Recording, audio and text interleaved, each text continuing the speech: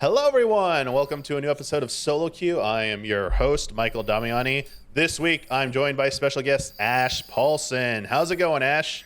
I am great. Happy Saturday. I'm here about to talk FF7 Rebirth with you. How could I possibly complain? Oh, yeah, I am it's a very good day. We're talking about Final Fantasy VII Rebirth. But Yes. we're going to talk a lot about Rebirth today. Talk about the hype that we are feeling for this, the excitement. But before we get into that, I just want to chat with you for a little bit, Ash. First of all, for our viewers and listeners who maybe aren't familiar with you, a little bit of an introduction for Sure. them, if you could. Sure. So I am the creator and co-founder of Good Vibes Gaming. We're on YouTube, Twitter, Patreon, and we're basically the old Game Explained crew reunited under our own brand. We decided to strike out and do our own thing independently. So it's me, Derek, John, Steve, and we've also brought on Brandon and Daniel, who are kind of newcomers to our team. Well, not newcomers anymore, but they're fresher faces on our team. And so we're just a group of friends trying to spread positivity and inclusiveness and kindness in our gaming content and provide a safe space for all who need it. And we have a really friendly community of gaming enthusiasts on the internet, and we just try to. Those are our pillars: inclusivity and kindness, and that's what we do. And we just love games, and we want to talk about games with other people who love games, and try to push back against all that negativity and toxicity that we find so much in gaming today. Very good to hear. Very nice intro. That was very well put. Thank you. I also want to point out from the many conversations I've had with Ash, and you might be able to guess if you're spying stuff on his camera, big Mega Man fan, big Yes. Kingdom Hearts fan. I remember when Yeah. Sora was announced in Smash. I was literally screaming. Yep. You always said Sora, and it came true. And it's like It actually happened. I kept the 1% hope alive. I was like, there's maybe just a smidgen of a chance, and it actually came true. It still gives me goosebumps when I play Sora in Smash. the recent news about Disney and investing in Epic I know. Games. Huber was like, Sora and Fortnite. And I'm like, I don't know. Like, even Sora, I was like, Sora with a gun? I was like, I guess that would be JC so played. weird. There's kind of like an ongoing joke going on in the GVG community that I've actually said that I am honor bound. I haven't gotten into Fortnite. Fortnite's not really my thing, but I am honor bound to play Fortnite and stream it if Mega Man ever gets added. Yes. But Mega Man carrying a gun would be weird too, even though his arm is a buster. It would be weird to see him actually carrying like a rifle. So Yeah. But if it happens, I am honor bound to stream it, and I will. So we'll see if it ever happens. I'm not holding my breath though. Heck yeah. I originally we tried to get Ash on an episode to talk about the one we did about Metroidvanias with Matt Simmons 2 weeks ago. Because I wanted to pick your brain about the future of Mega Man maybe fully embracing a Metroidvania style. And I was really excited talking about that with you. I brought it up with Simmons. We talked about it, but seeing as you're a big Mega Man fan, and I know you're hoping for that X follow-up someday, the rumored Someday. X. This is assuming Mega Man has a future at this point. I had to hear, I was like, what would you, I mean, I know you'd probably like any kind of Mega Man, but would you truly like to see Mega Man go into the Metroidvania genre? I mean, they already have, but would you like to see them return to it for the future? I think if they went all in on it and it wasn't, ZX and ZX Advent had some, I would say, mechanical issues with the map design that Advent kind of helped smooth the ZXs out, but I think that it would need to be better thought out than the way those map systems worked if I wanted to see Mega Man get back into that style. Not saying it couldn't work, but I just would want to see them kind of smooth over some of the rough edges of the map design in ZX and ZX Advent and bring it back for, make it ZX again, though. Bring it back because, as you know, Advent still left on a cliffhanger ending that we're probably never going to see resolved. It's been so long since I played those two, but I remember them being really great. So. They were good games for sure, and I'd love to see Mega Man try the Metroidvania thing again and finally bring that story arc to a close, but yeah, Capcom doesn't seem to give a damn about Mega Man anymore, so I don't know. I don't know anymore. We'll see. We are here, though, to talk about Final Fantasy VII Rebirth. Before we dive into this, I'm giving you a little bit of a heads up here. The footage you are seeing played below is the Summer Game Fest 2023 trailer. So this is a year-old footage. No, hopefully you didn't want to say anything. You're just listening to us right now. But that's all the footage you're going to see is this trailer on loop. There'll be nothing else. We are going to talk about the demo and impressions from the demo. Ash watched the State of Play video presentation. We will not get into specifics about that because I saw a bit of a firestorm on social media about the back and forth of whether or not Square Enix shows too much, blah, blah, blah. So I want to respect people. Like you heard me on the podcast or whatever, or group stream night. I was like, nope, I'm not watching. Or the end of the State of Play reactions for the Sony one before they announced this, I was like, nope, not watching that. I was like, that was Derek too. But Derek refused. I do want to ask Ash what he thought about it in general, and if he thought maybe it showed a little too much, because someone who's actually seen it. So it's like, yeah, I would like to, get some thoughts on that. But also the others, on the other side of the coin, it's like maybe there's a reason they do something like this, and I will share my sentiment about why I think they do sometimes show too much and why we think it's not good, but maybe it is good. But anyway, Final Fantasy VII Rebirth. Let's start with like the hype check. And just obviously everyone's going to say the hype, but I want to say, like, how are you feeling going into, we're like a few weeks away from this game's release compared to FF7 Remake, like on the cusp of it coming out? Would you say you're more excited for Rebirth, about the same? Like, where are you sitting, if you can kind of remember your vibes back then? I'd say that I'm pretty around the same, which is astronomical. And the reason for that is because with Remake, the FF7 Remake project was new, and it was like, whoa, this is actually happening. This is such a momentous occasion that we've been waiting so many years for. But at the same time, even though the Remake project now isn't new, and we've known about it for years, we played Remake, this is still exciting because we're out of Midgar. And now I'm getting the same feeling I did when I left Midgar for the first time in the original FF7. And I'm like, whoa, that's right. There's a whole world map out here. There is a whole world and story about to unfold here. And now I get to see and experience that all over again in the context of the Remake project. And just seeing when Cloud pushes open those doors and you see the world map unfold in the context of the Remake project, I just get goosebumps thinking about it. And I'm like, this is about to be such an epic journey all over again, but an unknown journey as well. And I'm one of those people who fell squarely on the side of, look, yeah, it would have been cool if Square had decided to remake FF7 1-to-1. Sure, that would have been really cool. But I'm actually really excited that we don't know what's going to happen. I'm into the really weird stuff that's going on with the whispers and the flashbacks to the original timeline and what's actually going to happen, And that's what I'm so excited to find out. Yeah, I feel like that's great because it's keeping us, guessing, keeping us on our toes. Because while the developers have said it will roughly follow the major plot points, Rebirth would follow some of the major plot points going through the story, it's like, that was kind of true of FF7 Remake, but we got two things. One, the changes we just talked about, like whispers, like what is this? This is like totally never near. But also, for anyone who's played the original one, Midgar section's not that long. It's like, how are you making a whole game? They like padded out, like not in a bad way, but like fleshed out, I guess is a better way of saying, a lot of like portions that were maybe, very simple, straightforward, and now they have more substance to them. Some characters got more time in the spotlight, like Jesse, Biggs, Wedge getting way more character development, and several other characters being introduced, and we can hopefully expect more of the same in this, on top of the fact we're going out into the world environments. I will say, like, one tiny thing from State of Play that like had confirmed for me, someone told me they did show like a world map, and it's like there's a lot there are a lot of areas we're going to. So it's like, holy crap, this is gonna be probably huge. And that's got me so excited because that was my biggest question, Ash, going into Rebirth, is are they gonna try and make it open world or even like giant massive zones? Or is it going to be more like Final Fantasy X, where it is very strung along, like it is story driven? We're going from environment to environment. There's no like there is backtracking, but it's going to be more like what 7 Remake was like. It was like more like Final Fantasy X in its style, right. And that you can go back and forth, but like it is a little bit more linear than we were expecting.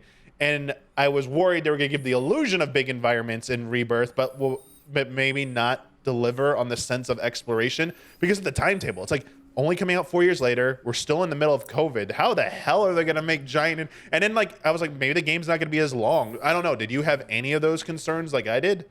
I did. I was, and I say this as someone who's not necessarily a huge fan of open world games. Like, I'm very picky with the ones I play because I don't necessarily need all my games to be 100 plus hour open world epics, right? So I'd actually prefer maybe something a little bit more like FF10 that's like large environments connect, or like Xenoblade, where it's like large environments connected to each other, but there's still a linear path forward.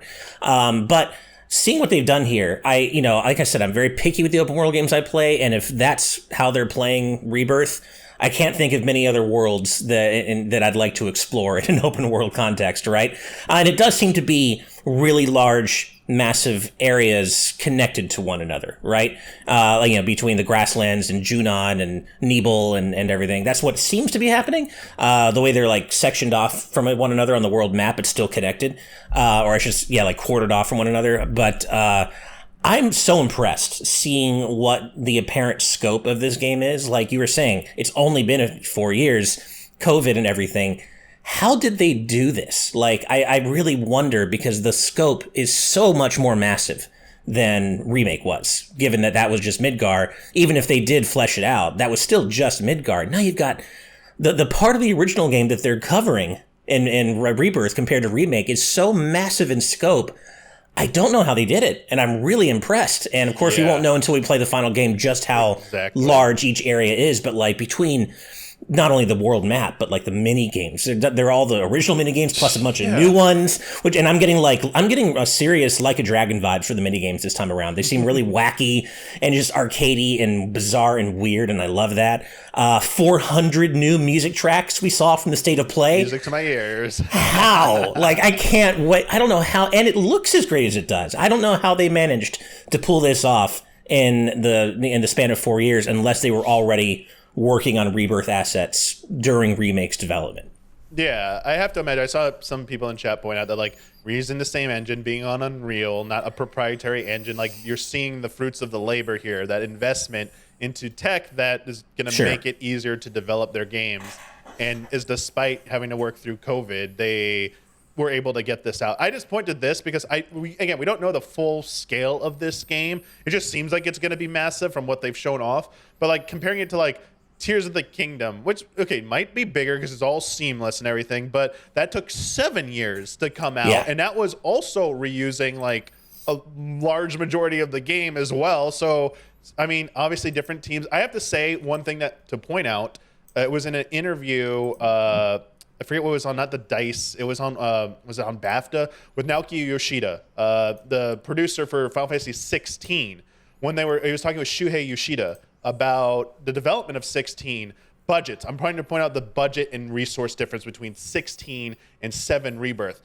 Naoki Yoshida said that Rebirth had a much bigger budget and staff working on it than 16. So I think you are seeing that difference there. I know the Zelda team is pretty big for what it is, but I think sometimes you have to also keep in mind that when you're developing these types of games, the resources you can throw at it sometimes make a difference. And I think for so far, it seems like money and resources well invested, because it's definitely paying off. But also keep in mind that not everyone has the luxury of having, like, almost the entire company, a giant AAA company, like, at your back, like, throwing everything at you, like, make this happen. I mean, this is probably like their highest priority game probably in like 10 years.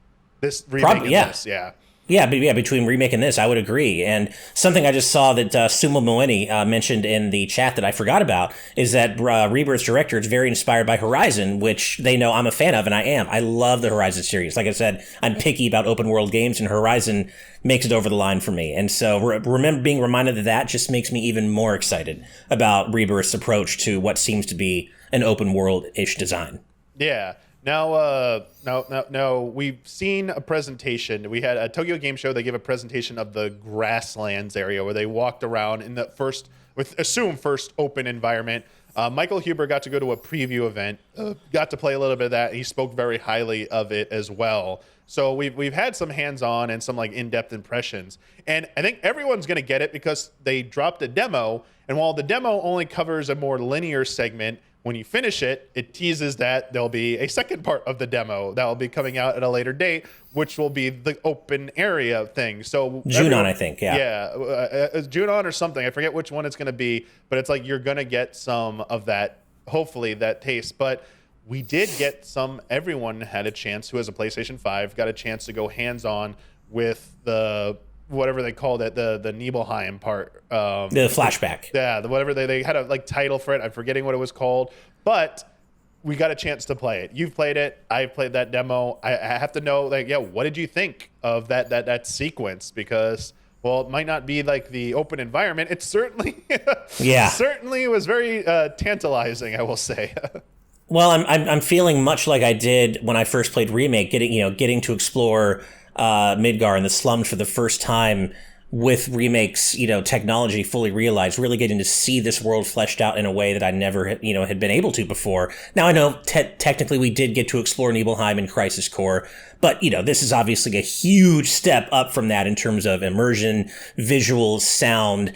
So, to get to explore Nibelheim and go to Cloud's mom's house and see that dialogue recreated in the exact same way, like, oh man, that's line for line what happened in the original, and knowing the expectations they're going to be playing on me and knowing what really is going on from my experience with the original, I'm like, where's the swerve coming? Obviously not in the demo, but I know there's a swerve coming here somewhere.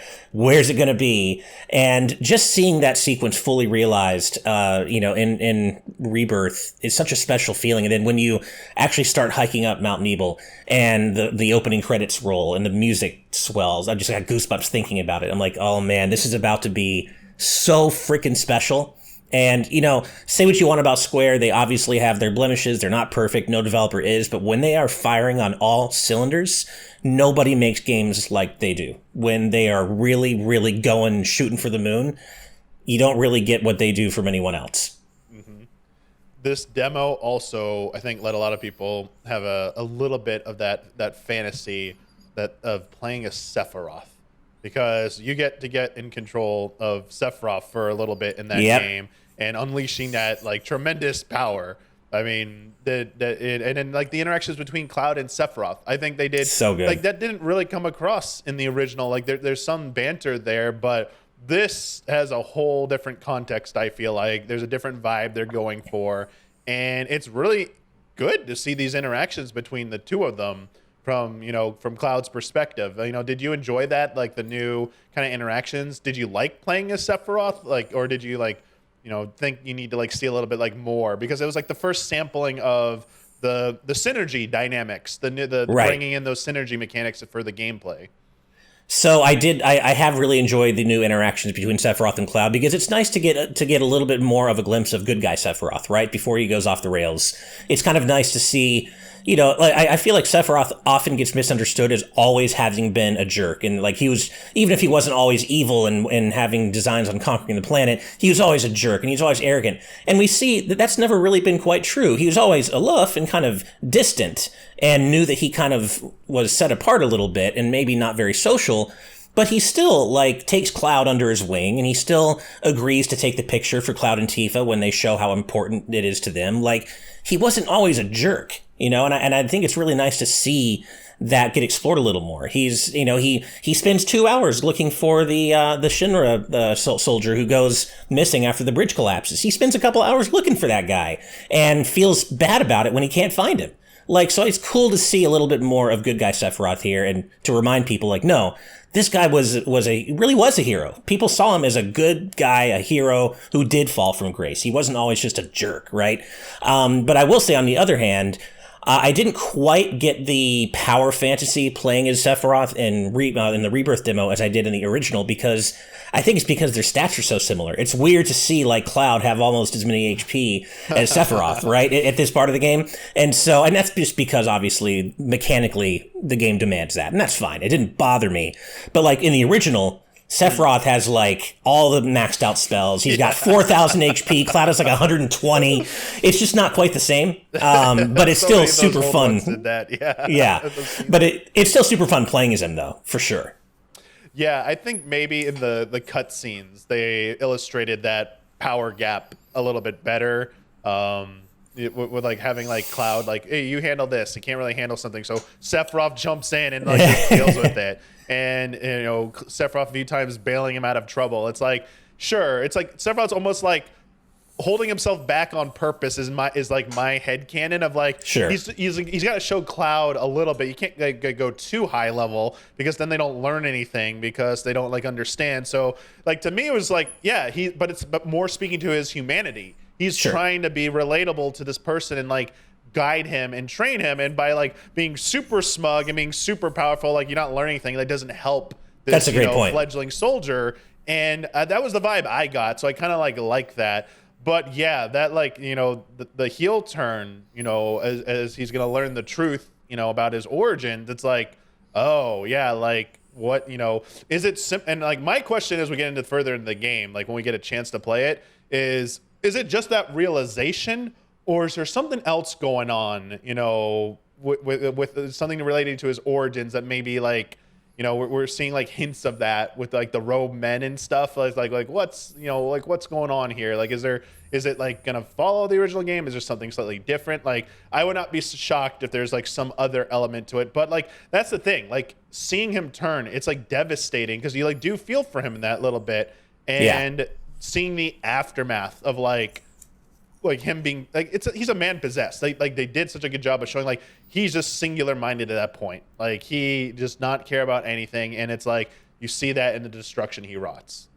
Yeah, especially considering how, if when you're walking around Nibelheim and talking to the locals and everything, it really I think sells to you in a different way than the original and Crisis Core did, just how quaint and populous this village is. I mean, it's a small village, of course, small town, but it's still really populous, and there are a lot of kids running around playing, like, and then when you realize what he's done, obviously they don't show him slaughtering all the children, but you can put it together in your head pretty easily, and it's like, no, this was like a whole town bustling. This wasn't just like a few people like eking out a meager existence at the end, at the far edge of the world. This is like a whole bustling community, and he slaughtered everyone. And it's like, it hits different, I think, in Rebirth. And, it'll be really interesting to see the rest of this sequence in the final game, because we've seen that sequence interpreted so many different ways between original and Crisis Core and now Rebirth. And Crisis Core, made a couple of tweaks that were not always popular with everybody. And so I'm curious if they're going to swerve back to the original, if they're going to keep the tweaks that Crisis Core made, or if they're going to do something entirely new. And, something where we haven't seen yet. Maybe that'll be one of the swerves that they're planning with this installment. Who knows? Yeah. I will say, like, it was, like, kind of insane, like, the village on fire part. Like, going through that. And, like, kind of do, like, Metal Gear Solid 4 level of, like, feel like the crawl. I was like, okay. The microwave tunnel, yeah. I was like, okay. We're doing a little bit of that. They want you to feel that. That was a nice, not change, but like, an addition, making you feel a little bit more visceral. That, and the other highlight for me, besides everything you talked about, I mean, and obviously, like, we'll talk about some of like the Tifa interactions in a second, but the Shinra Mansion, like when you got to like walk in it, I was like, okay, I'm going, and then like they block you off. Like, oh, come on. Yeah, it's a bit of a shame that you can't explore more of the manor. I was kind of bummed out by that. Did you like how they replaced? It's an elevator now instead of the spiral staircase now. Yeah, to go down. I was like, oh, okay, I get why they maybe did that. But I was like, wait, where's Vincent? Where's Vincent? I was like, oh, I don't know.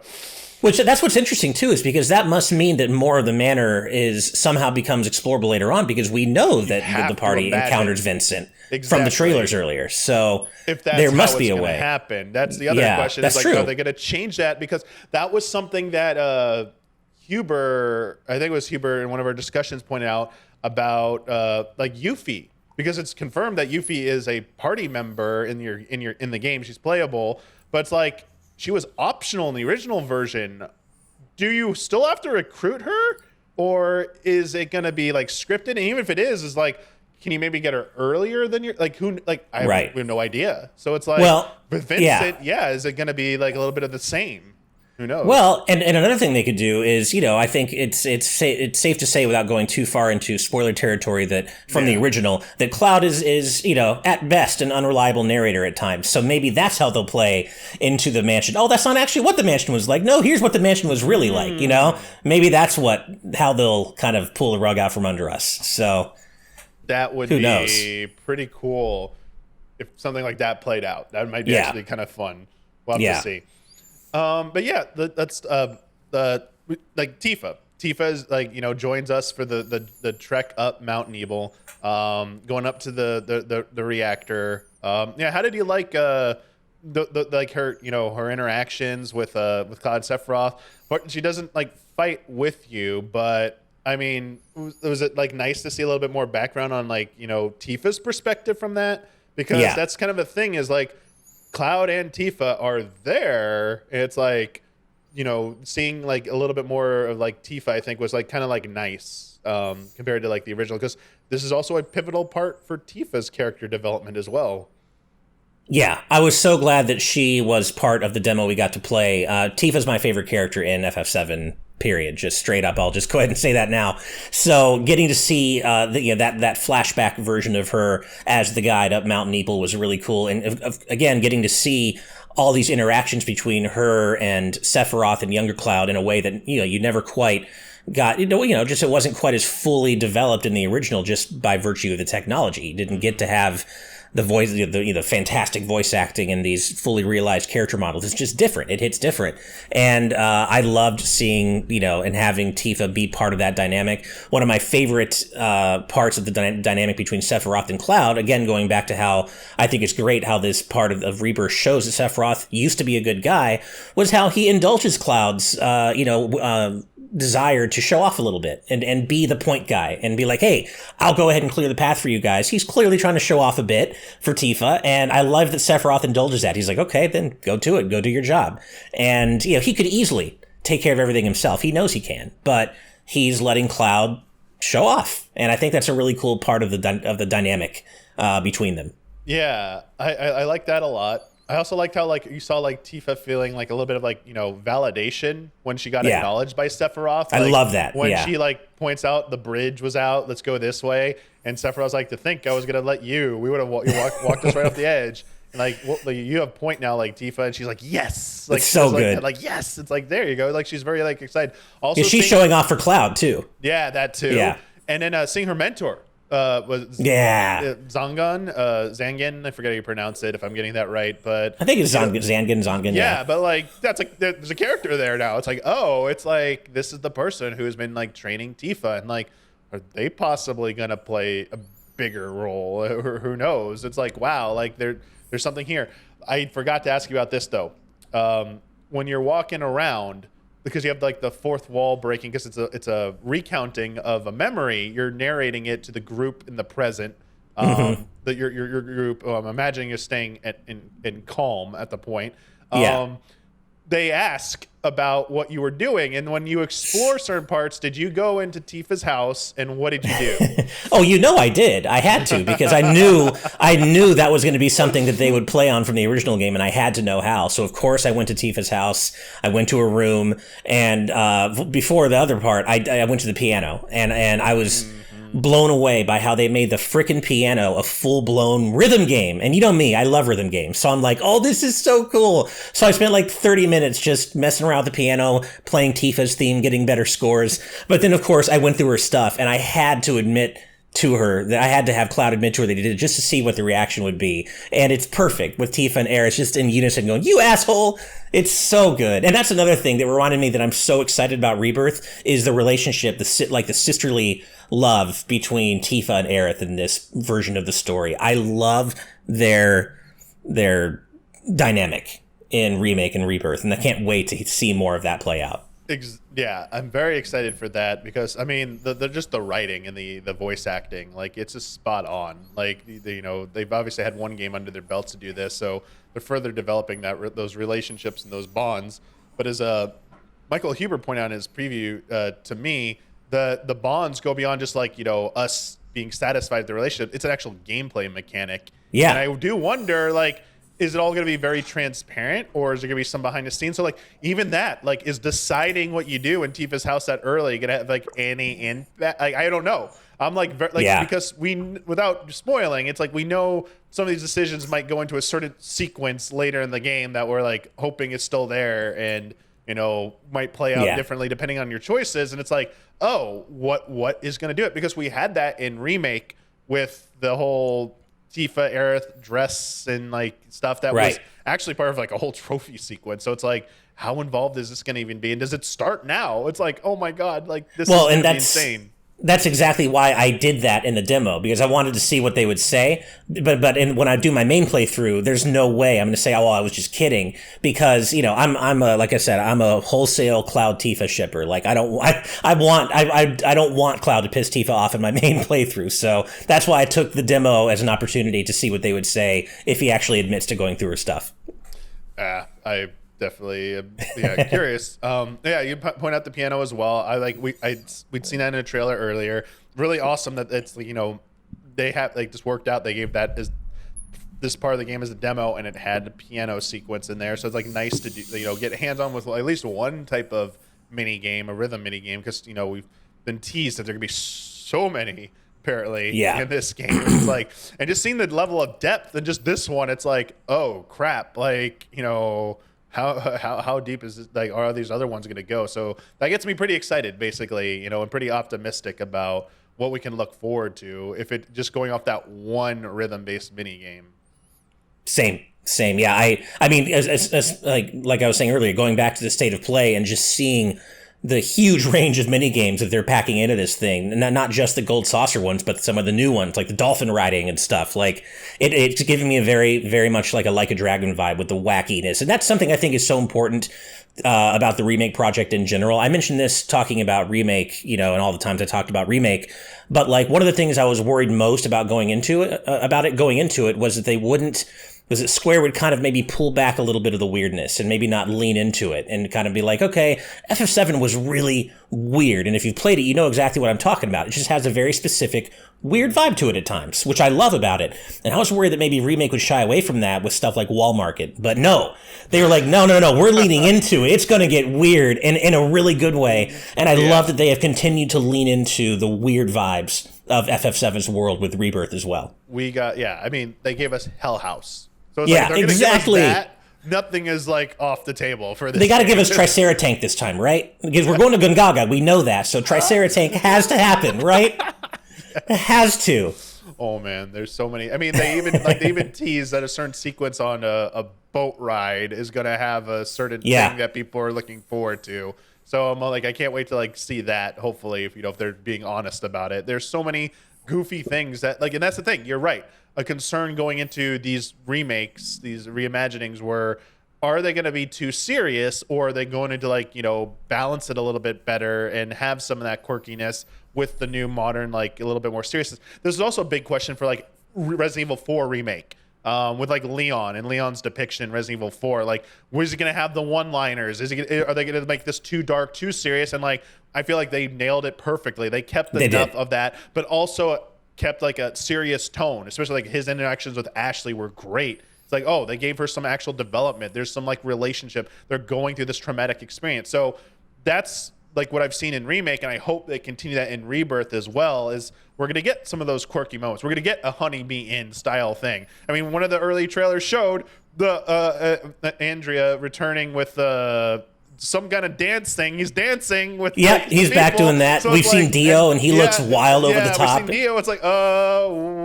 what are we getting here? Gold saucer, man. I have high expectations. Let's go. I'm so excited. God, I'm just so excited. Let's is there anything else you want to talk about the demo for? We move on to what are we hoping to see? Our excitement for what might come to be. Was there anything we didn't go over in the demo maybe that you'd like to talk about? Because I feel I kind of I savored it, but also I'm also now trying to forget it. I was I want to because I know you don't have to play through it again, but I do. They said that you could just bring your save data forward, but I do kind of want to play it again to be in the I don't want to skip. When it drops February 29th, I'm starting. I'm playing from the beginning. I'm getting fully immersed in that. We're going.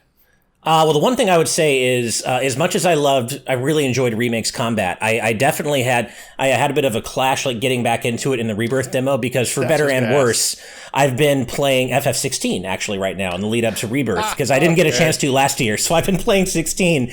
And so talk about having a brain switch, because 16 is a full-on action game, so that was kind of weird for me to get back into the groove of Remake's combat, of Remake Trilogy's combat. But so there's a bit of whoa, okay, wait, I gotta slow things down a little bit. But once I got back into the swing of things, it reminded me just how much I loved the combat in Remake. But it was definitely, there's a bit of a, just a culture clash, I guess, immediately when I started. That's very interesting to hear going from that to that.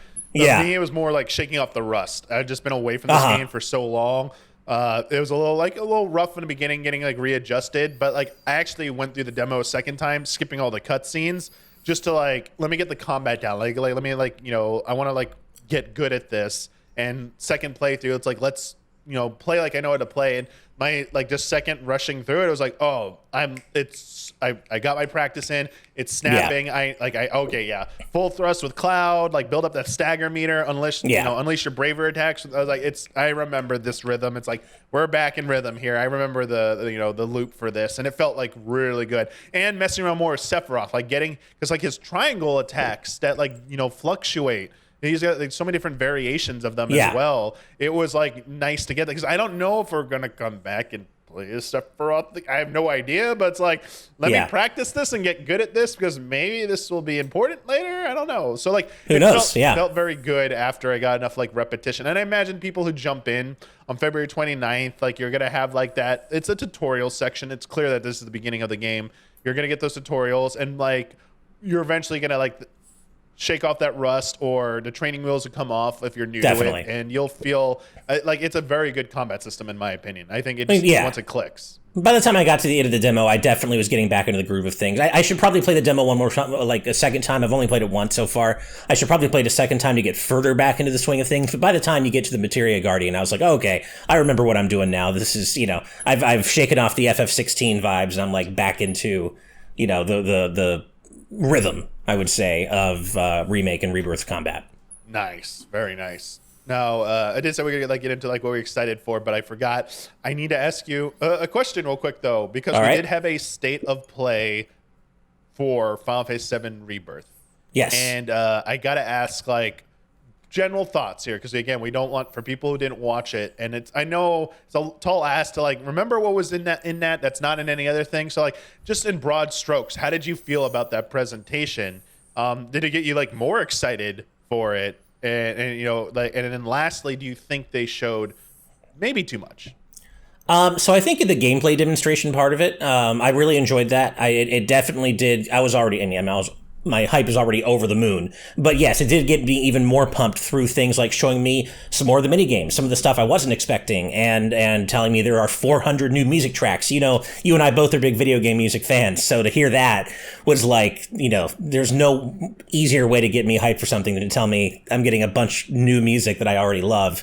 And just, the way they broke down some of what's happening in terms of the minigames, the music, the character actions, when you're exploring, things like that. I don't personally feel as though they showed too much, but I also know that, at least in that portion, I know that, everyone has a different threshold for spoilers, and some people consider gameplay spoilers just as big as story spoilers, and I get that. I'm not necessarily a gameplay spoiler guy, but I can see why maybe that was just too much for some. Like Derek of GVG, he didn't want to watch it at all, so it was Steve and I reacting.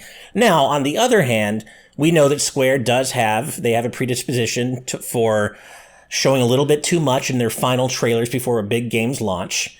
And so they did play that final trailer at the end, and they probably showed a little bit too much. I don't think it was egregious. And there's one moment of that trailer in particular I wish we could talk about just because it's so good. But at the same time, I think if people are, dodging that final trailer for spoilers, I get why. Because they do show a little bit much. I don't think it's anything too egregious, and they don't go at all into like the timeline stuff. They don't really like spoil anything there. They weren't gonna even touch. Yeah, no. So thankfully they don't do that. Keep that a mystery. Yeah. Yeah. Thankfully they don't do that. But in terms of if you're looking forward to seeing how other parts of the world are reimagined and rebuilt in Rebirth, then you're definitely getting spoiled. So it's Yeah, and I think it's like two things.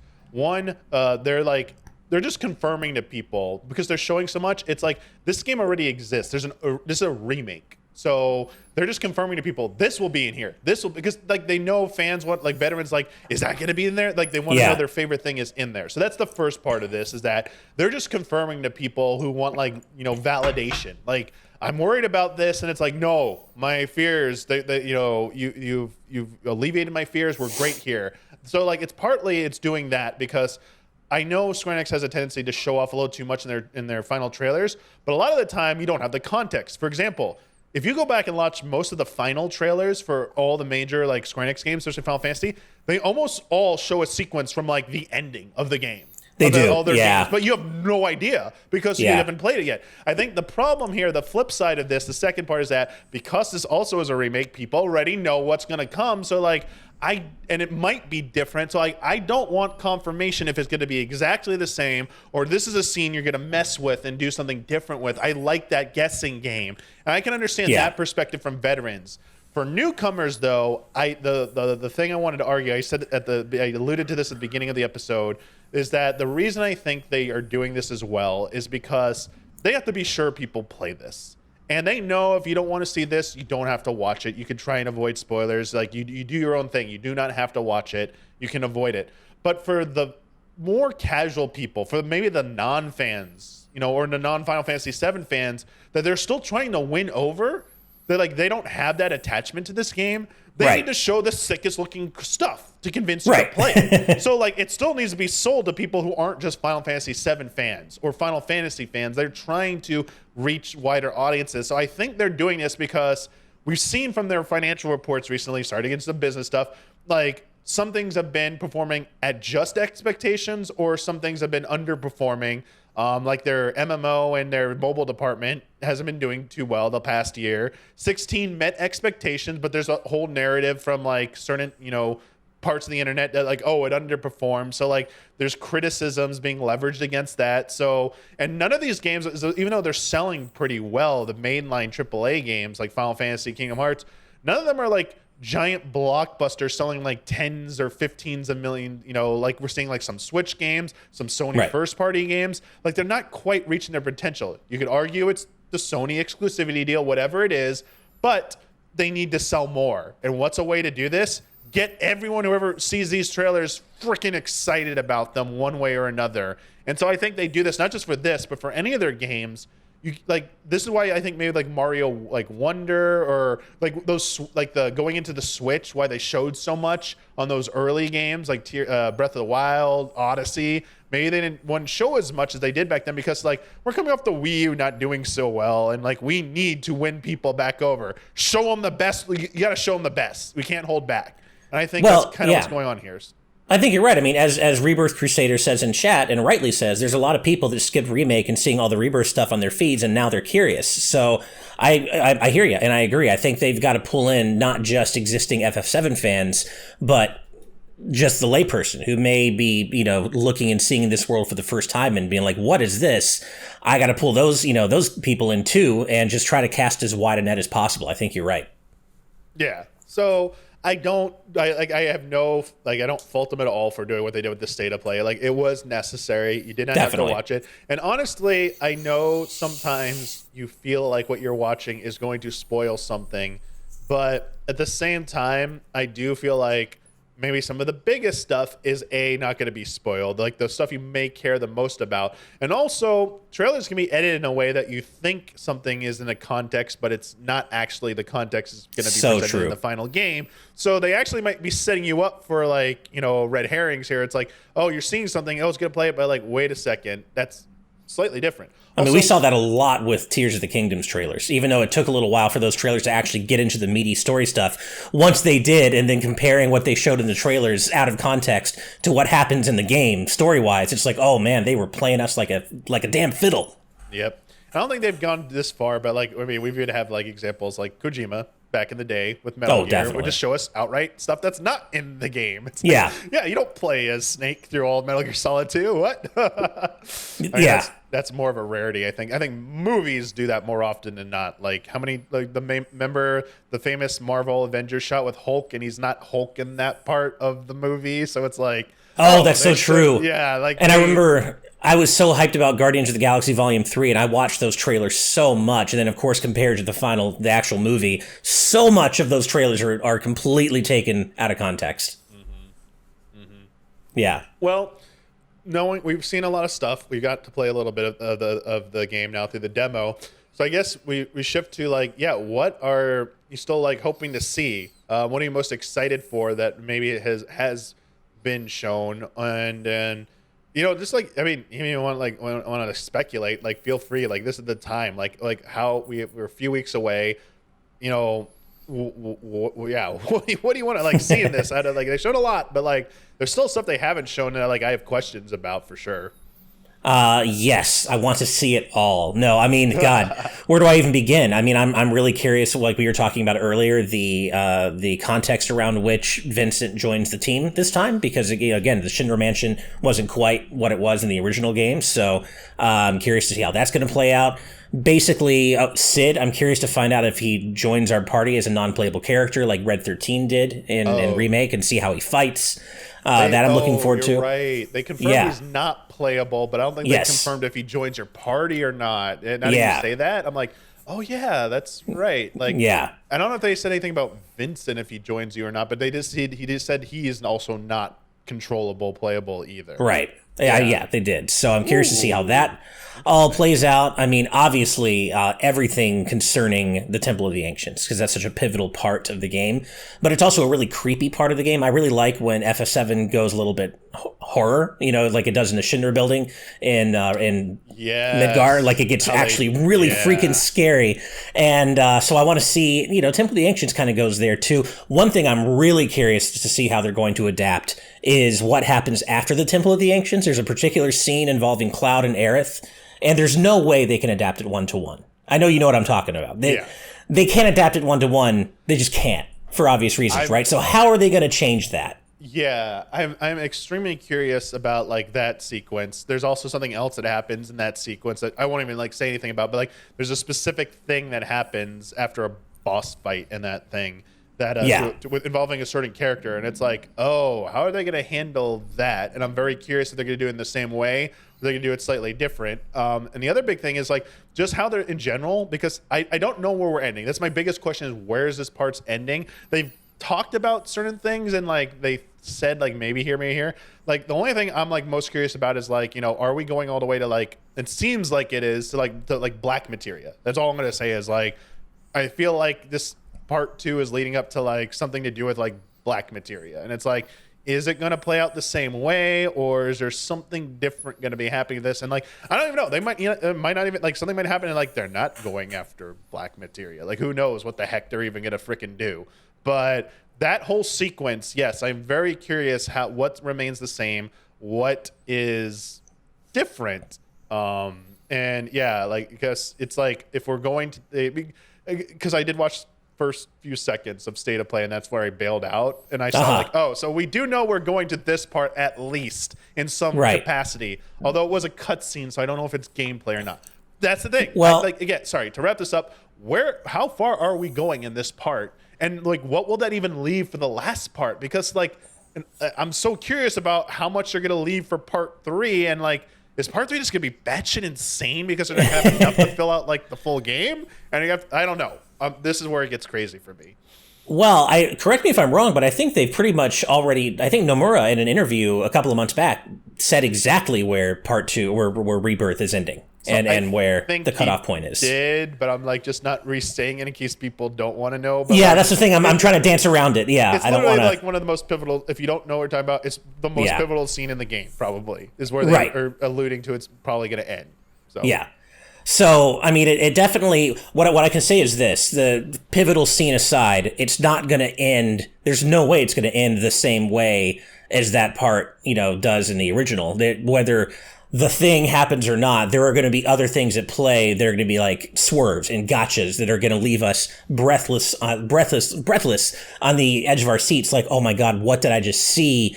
Regardless of how that one central pillar plays out, there are going to be swerves where we're wait a minute. Did what we just saw actually happen, or did it happen in the way we think it did, or what's really going on here? And that's, I think, what I'm most excited about. The parts of Remake that I got into the most after just being, getting to exist in this world again in a remade fashion, and just the splendor of all that, is the swerves, is the whispery stuff, and particularly the stuff at the end of Remake, where during the final battle, where they have these visions of scenes from the original game and what Aerith says about that. I'm trying to be vague, because I don't know if anybody here hasn't finished Remake, but you know what I mean. And that stuff, I want to know what's going on with the timeline stuff, right? Yeah. And that's what I'm looking forward to see. And Zack, how that figures in. That's exactly. I was waiting for where we get to Zack, but you're right, because without spoiling too much, because if you haven't played 7 Remake, you should definitely have enough time. You should try and maybe get through it.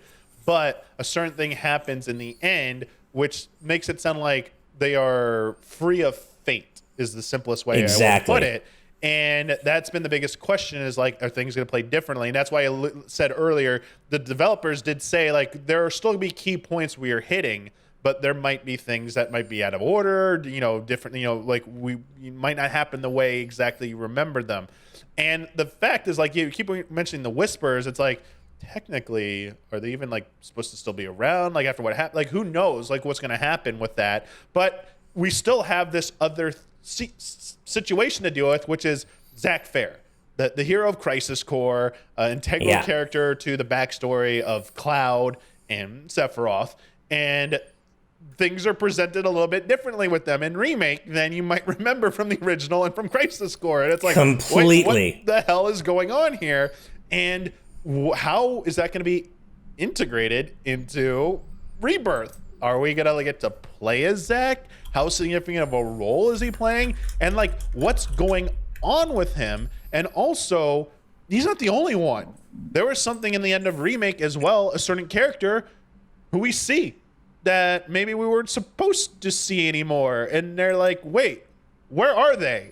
Are they in the same world? Are they like, is there another these are the questions we are just theorizing about. We have like no idea. So it's like a certain character who's in Remake, who shouldn't be in it after the end of Remake, is still around, and we have Zack. It's like, wait a second. And Zack in like the trailers is like still carrying Cloud around. So it's like, wait, what's actually happening here? And there's so many crazy theories. Like you said, there's the timeline theory that like there are multiple timelines.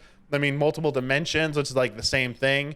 I've even seen the your favorite ones, the Link is dead theories being thrown around about someone's really dead. Yeah. It's like, oh my God. Like everything is like on the table right now, no matter how insane it is. Cause like just this, like we're showing this B-roll footage right now. That was like one of the first trailers we saw, is like this sequence that looks like it's like the aftermath of the end of Remake.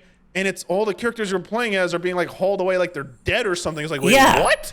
There's clearly something weird going on here, and I can't imagine that it isn't multiple timelines or multiple dimensions. But I mean, who knows?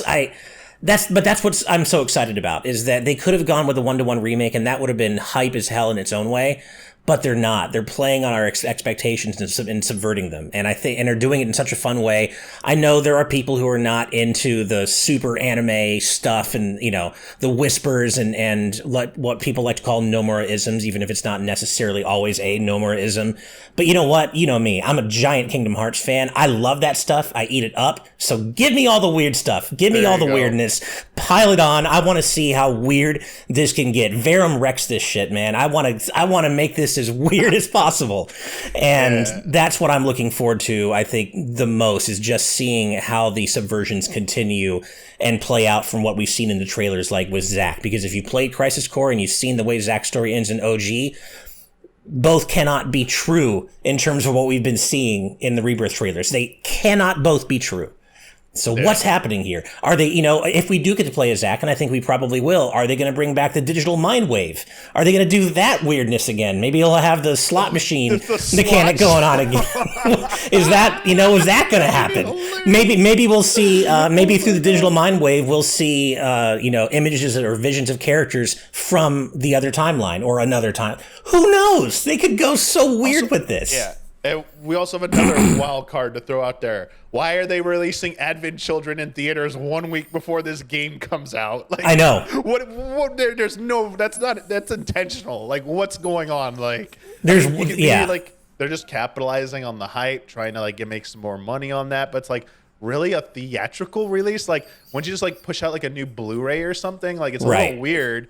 And it was never released in North America. Outside of Japan, I don't think it really had any theatrical releases, or very limited, if anywhere. So it's like, this is more of a wide release. It's only for 2 days. One dub is one's the sub. But a week before, like, that's, to me, I'm like, because there is something in Remake. There's something near the end of Remake. There's a certain phase of a boss you fight, which a lot of people pointed out that it is a very distinct reference to Advent Children. The 3 things you fight. So it's like, okay, they had that, but what the hell was even the purpose of that? Like, was it just like a nod? Like, it was still a little confusing, like why they did that. And now it's like Advent Children a week before. You know that has to be intentional. I mean, and we've also been hearing little leitmotifs from Advent Children's soundtrack within both Remake and now Rebirth, between even in game, but also the trailers. We've heard a little bit of leitmotif from Advent Children's music, so you know that has to be intentional. They're playing us. Yeah, I mean, I have no idea. I could see like if this is like the time thing, it is like just like weird timeline stuff. Like we've had the thing about like visions already, where Sephiroth in the end of Remake, we see visions of like events that are supposed to transpire, obviously, but we don't, I'm not saying what events those are. Perhaps, but the footage of those were from Advent Children. They were the Advent Children renderings of those from the movie. I wonder if maybe in this game there's a sequence where we like see like maybe like for someone just trying to show you like if you proceed forward, this is what's going to happen, and they just start showing you like show you Advent Children and Dirge Cerberus and like everything that happens. Like they show you footage from those and like this is your future. Is this what you want or something? And it's like showing them like geostigma. It's like, oh shit, your actions are going to lead to geostigma. You really want this to happen? You want to see all these people suffer and die because of your actions? Like someone's only trying to convince you there's another way. We have to find another way to do this, and it's like.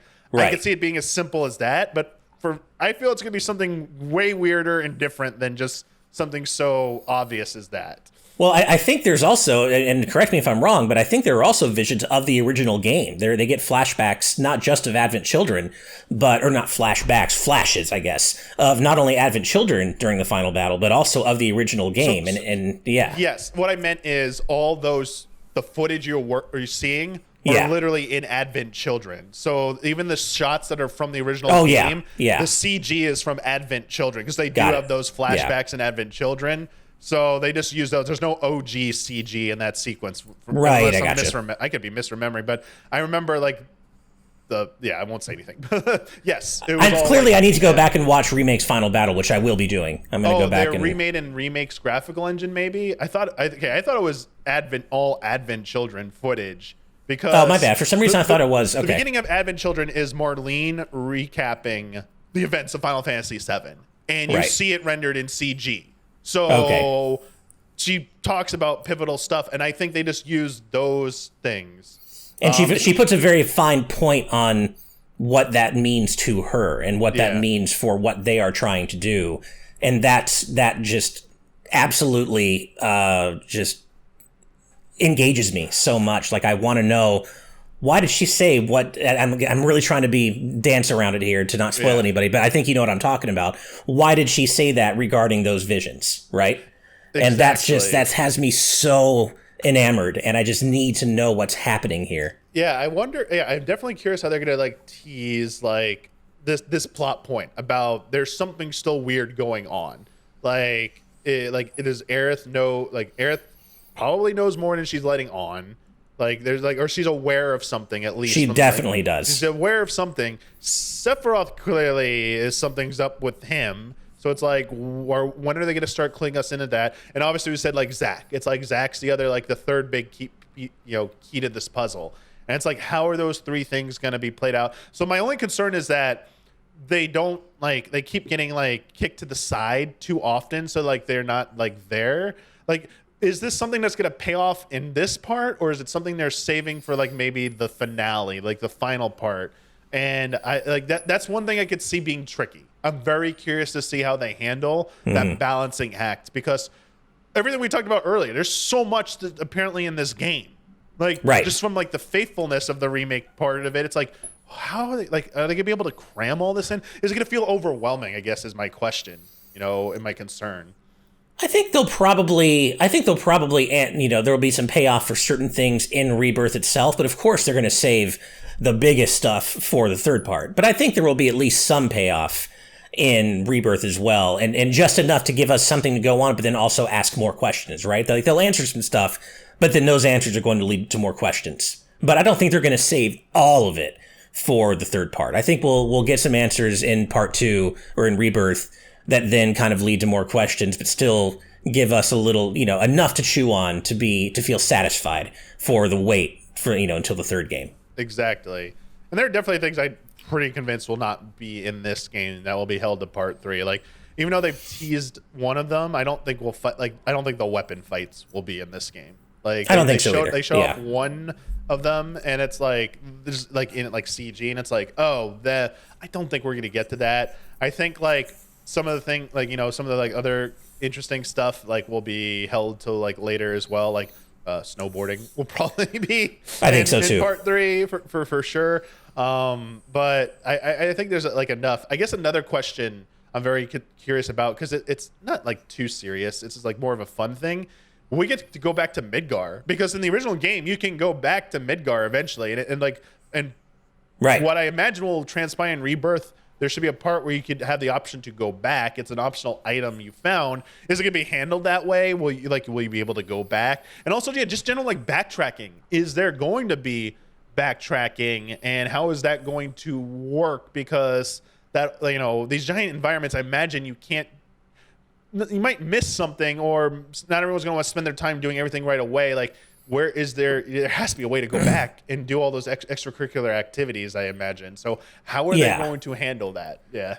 My guess is, they have been saying, and they've really been stressing that they have gone to great lengths to kind of separate all the side activities from the main plot in such a way that you can do them whenever you want, that you'll never miss out on anything. So I assume that they're probably just going to use some video game logic and just allow fast travel back to, certain parts of the world map where things you didn't do still are, if you want to go back. Like, you can just fast travel back to Junon, fast travel back to the grasslands. Like, I just kind of feel like that's how they're going to do it. I don't think they'll bend over backwards to explain how it makes sense, and just, fast travel doesn't really make sense anyway. It's video game logic, right? So I assume fast travel will be a thing.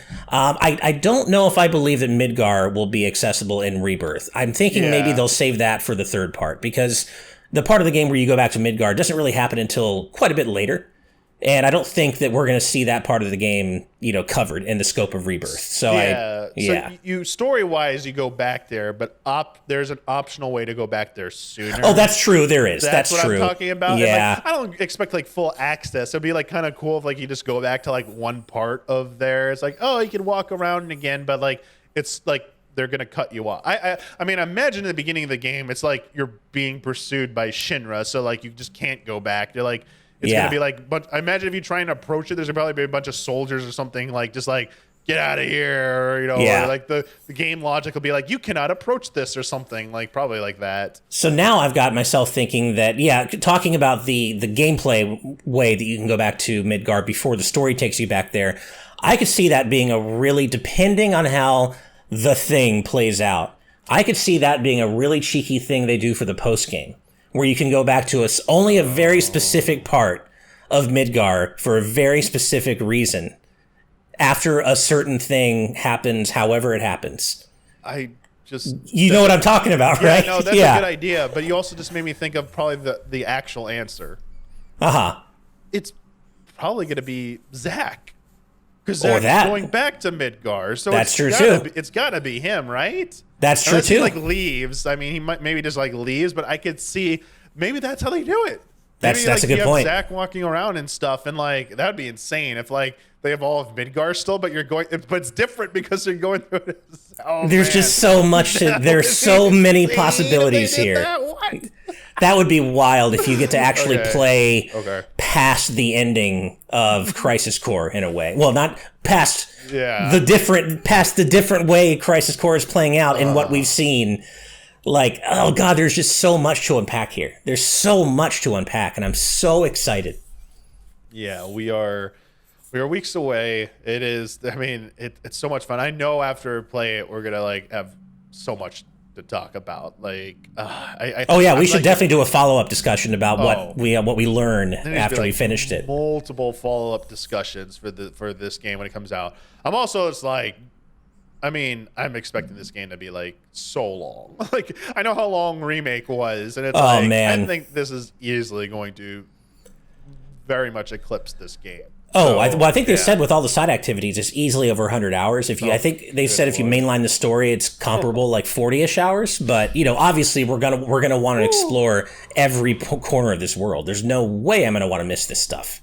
Yeah. So I'm a little bit like I was talking about this in a GVG discussion about Rebirth actually, and that is like as hype as I am, it's also hype with a little fear. And fear on two fronts. Not that the game's not going to be amazing. I absolutely think it is. But I'm a little fearful of the scale and how long I'm going to be spending on this game just because, time is at a premium and it's just hard to really invest 100 plus hours into games these days. But I know I will want to with Rebirth. But also fear of what's going to happen to these characters I love so much, because I love these. I've always loved these characters back since the original game, but the way Rebirth and Remake present them has had me fall in love with them even more. And I'm so fearful of what could happen to these even more charming, even more fleshed out versions of these characters that I already love. Like certain things that happen to the characters in the original game, they hurt, but they're going to hurt so much more depending on how things play out in Rebirth and how they did in Remake, right? Like, Jesse was a footnote of the original. Remake made me hurt, made my heart ache about what happened to Jesse. And, like, that's even small potatoes compared to what could be happening in Rebirth, right? So I'm fearful of what's going to happen to these characters I love so much, given, my knowledge of the original game. Yeah. Just how much they're going to throw in there with those characters. How many they're going to revisit as well, because there are so many new characters in Remake and they're going to come back. Also, the last thing I want to say is, like, we touched a little bit of, like, about gameplay stuff. It's like we saw, like, what they did in Remake, the refinements they made in Intermission, and then it's like Huber got to play, and we played the demo, but Huber got to play a little bit further in Rebirth and explain some of the other systems that are going on. We were talking about, like, the bond system, like the social link system, like right. Your decisions can impact your relationship with characters, but there's like a party level system, your individual system. They got, like, I imagine, like, the unlocking the abilities from weapons are still there. When you master them, you have, like, those new abilities, right? Like the synergy stuff. Like, there's the whole, like, skill tree thing. It's like, oh man, like, there's a lot going on here, and I'm very curious, like, how, if they there's some stuff we just haven't seen yet that they're gonna, like, push even further, or just getting to finally play a direct control of Red 13 and Kate Sith. It's like, we've seen a little bit of the gameplay, but it's like, how do they feel? Does everyone feel pretty distinct? Because I will say, the characters all felt pretty unique playing them in Remake. They all had their very unique style. So I hope Red 13 and Kate Sith, they feel good to play, but they all and feel unique. But I hope they also work well within the party format and have, like, their unique strengths. But also, how many characters apparently going to be playable? It's like, oh god, how am I going to, like, decide who am I playing as and stuff? There's even so many characters. I have to imagine Red 13 and Kate Sith are going to feel very unique, just because what's the point of making them playable if they don't? And we already know, as you said, from Remake, that Remake did such a great job at making every character feel like they had their completely distinct play style. And so I have to imagine that that's going to continue with Red 13 and Kate Sith. And hey, this seems like the first time they're actually going to make me want to play as Kate Sith. I never used Kate Sith in the original game, and I'm excited to actually have a gameplay hook with him this time around and want to play as him. Mm-hmm. Very, very, very curious, but not too much longer of a wait. We are today. I want to say how many days we got. Comes out on the 29th. We got 19 days. A little less than 3 weeks. That's right. 19 days. You're right. And as Vash points out, they made Sephiroth play unique, and he's only for a small part, as far as we know. Yeah. Yeah. Still, even if it was, it's like, dang, that's pretty good. And also, if we play as Zach, it's like, is he gonna? We talked about, will Zach have all his unique digital mind wave and which I hope he does. That would be the sickest swerve for them to pull. Like, hey, remember that weird ass slot mechanic from Crisis Core? We brought it back for Zach's gameplay. I hope they do. That'd be great. Well, I think that's gonna do it for this episode. I mean, we will definitely be back to talk about more Rebirth through probably over 3 weeks. But I am here. Just let me know. Tell me when and where to be, and I will be there because I want to get into some theory crafting after we finish this thing. And I cannot wait. Again, for our listeners and viewers who maybe want to follow you and check out more of your stuff, Ash, where can they follow you? So I am the creator and co-founder of Good Vibes Gaming. You can find us on YouTube and Twitter and Patreon, youtube.com/GVGofficial. We cover games from a perspective of inclusivity and kindness and pushing back against all the negativity and toxicity in gaming out there and providing a safe space for people who want it. You can also find me personally on Twitter at Ash Paulsen. That's just my name, ASHPAULSEN. And basically you can follow me for tweets about video games, video game music, dogs, and food, and weather and sunsets and cold weather and stuff. That's all my favorite stuff. So follow me on Twitter if you'd like. And then just a bit about Good Vibes Gaming. We are the original Game Explained crew reunited, doing our own thing under our own brand. So it's me, John, Steve, Derek, and Brandon and Daniel all doing our own thing and kind of striking out on our own. So please do go check out our content on YouTube and maybe give us a sub if you like what we do. Nice. And we should be back next week for another episode of Solo Queue. Especially there's this rumored direct happening. I know, right? Probably have something to talk about then. So I can imagine next episode maybe being talking about end of Switch 2 stuff. We'll see. That's kind of the tentative thing I have in my mind, but hopefully we'll be back for that. If not, maybe there's, it's probably Xbox news. Some big Xbox news might be happening this week with a shift in business policy for Xbox and Microsoft. We'll have to see. So just don't know what the topic is going to be, and I'll have to lock that down maybe towards the end of the week. So I'll let you know. But thank you again, Ash. This was great. It was so much fun. I always love talking about Rebirth. It's just it's fresh. I just want to play more of it and be I just want to be playing it and and being able I just want to be knee deep in this, and then getting to that point where we're let's talk about everything that happened in this game. This is one of those games where I'm just looking forward to the experience and talking about it. A lot of games, it's I want to play it, but I don't know if I want to talk about it after too much. It's this one, I'm I know, yeah, I want to talk about this so much. It's oh, dude, it is such my honor to be here, and I'm almost happy that I was at MagFest when you first reached out to me for the Metroidvania episode, because as much fun as that would have been, I'm so hyped, as you can tell, for Rebirth, and I just want to dig in as much as possible. And so I'm glad I wasn't available, because I got to talk Rebirth with you. And yeah, like I said, if you're gonna have a follow-up episode talking about everything we learned and you want to have me on, I am here, man. It's been my great pleasure and honor to be here. Well, thank you so much. Thank you, chat, for your interactions and your comments and questions. And thank you, listeners and viewers. And until next time, we'll see you later. Have a good week. Bye.